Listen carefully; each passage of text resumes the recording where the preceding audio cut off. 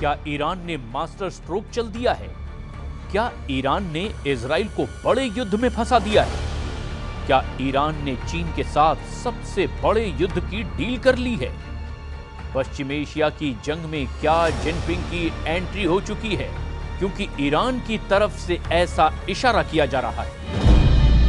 Iran जानता है कि नेतन्याहू की असली ताकत अमेरिका है और जब तक अमेरिका के मुकाबले में बड़ी ताकत को नहीं लाया जाएगा तब तक इजराइल को हराना आसान नहीं। वहीं इसमें भी कोई शक नहीं कि ट्रंप की व्हाइट हाउस में वापसी से इजराइल और मजबूत होगा, इसकी पूरी गारंटी है। ऐसे में पश्चिम एशिया में इजराइल और अमेरिका पर लगाम लगाने के लिए ईरान ने प्लान बी पर काम करना शुरू कर दिया है और इस प्लान बी का मतलब है शी जिनपिंग। ईरान ने कहा है कि चीन के पूरे पश्चिम एशिया में सबसे बेहतर रिश्ते हैं और चीन का दखल दुनिया के कई इलाकों में शांति ला सकता है। अब्बास अराक्ची ने कहा कि चीन को इजराइल के युद्ध का इलाज करना चाहिए, तभी इलाके में शांति लौटेगी। चीन میتونه قدرت ایفای نقش سیاسی در منطقه برای حل و فصل اختلافات، برای کمک به کشورهای منطقه در جهت رسیدن به راه حل‌های مسالمت آمیز برای اختلافات خودشون کمک بکنه چین و جمهوری اسلامی ایران به سهم خودش از این حرکت استقبال میکنه و آمادگی همکاری رو داره. चीन की एंट्री कराना इजराइल के खिलाफ ईरान का बहुत ही खतरनाक प्लान माना जा रहा है। सीरिया का भी इलाज ईरान ने ढूंढ निकाला है। खामनेई ने जुलानी और नेतन्याहू के अलावा अमेरिका को भी सीरिया में हराने के लिए प्लान तैयार कर लिया है। इजराइल इस वक्त गाजा पर लगातार हमले कर रहा है। दक्षिण लेबनान में अब भी इजराइल की फोर्स एक्टिव है और इसे लेकर हिजबुल्लाह ने फिर से युद्ध शुरू करने के सिग्नल देने चालू कर दिए।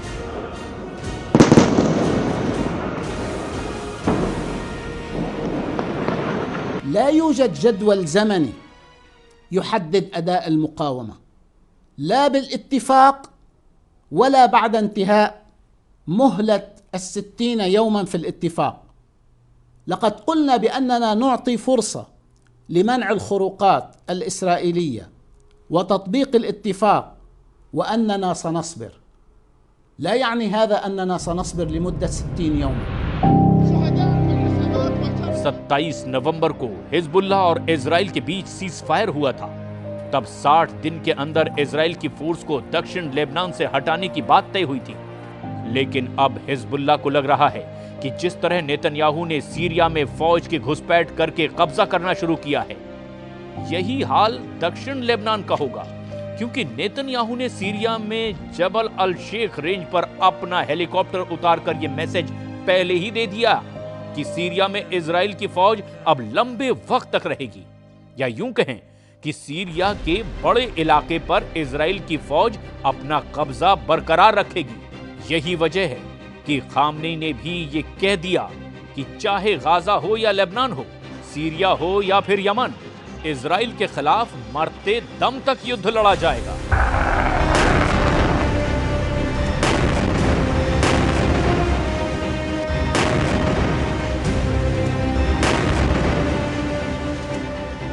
हर खूनी के लबनान नमाद मुकावमत व पीरूज خواهد شد.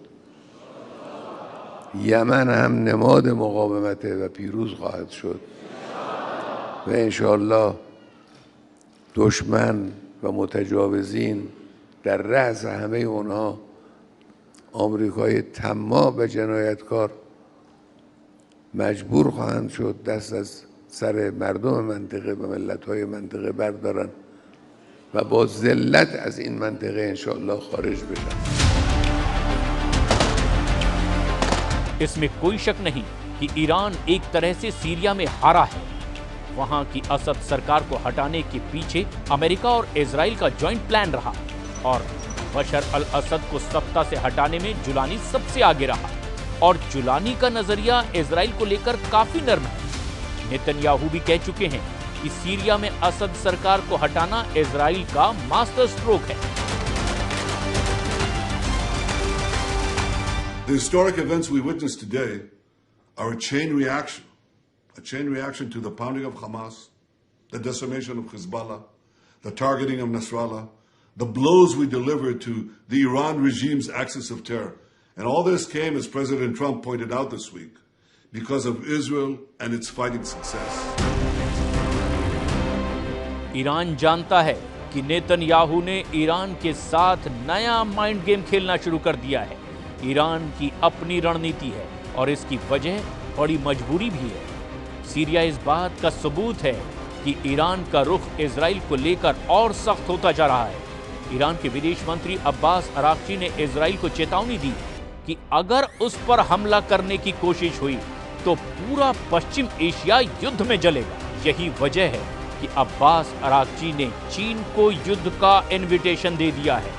ईरान चाहता है कि चीन भी सीरिया, गाजा और लेबनान के वॉर जोन में एंट्री करे और इसे ही ईरान की चीन के साथ सबसे बड़े युद्ध की डील कहा जा रहा है। ईरान किसी भी कीमत पर नहीं चाहता कि सीरिया में इजराइल मजबूत हो, जबकि नेतन्याहू ने तो सीरिया में बफर जोन का एक्सटेंशन बनाना भी शुरू कर दिया है।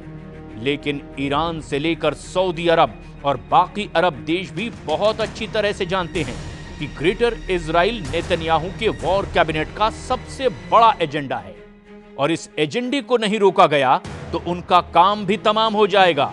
और यही वजह है कि ईरान ने बाकी अरब देश से अपने संबंध बेहतर बनाने शुरू कर दिए हैं। بسیار پر التهاب در منطقه خاورمیانه و غرب آسیا رخ انجام گرفت. ما چند اولویت داریم. یکی از این اولویت ها حسن روابط همسایگی در منطقه پیرامونی خودمون هست. ایجاد ارتباط خوب. इसमें कोई शक नहीं कि पश्चिम एशिया में युद्ध खत्म होने का नाम नहीं ले रहा और इस युद्ध में सबसे ज्यादा धमाका इजराइल ही कर रहा है, चाहे गाजा हो या फिर सीरिया या फिर दक्षिण लेबनान। धमाके बहुत ज्यादा हो रहे हैं और मौतों का आंकड़ा भी बेकाबू हो चुका है। इस वक्त गाजा, लेबनान और सीरिया के आसमान में इजराइल की एयरफोर्स बहुत एक्टिव है।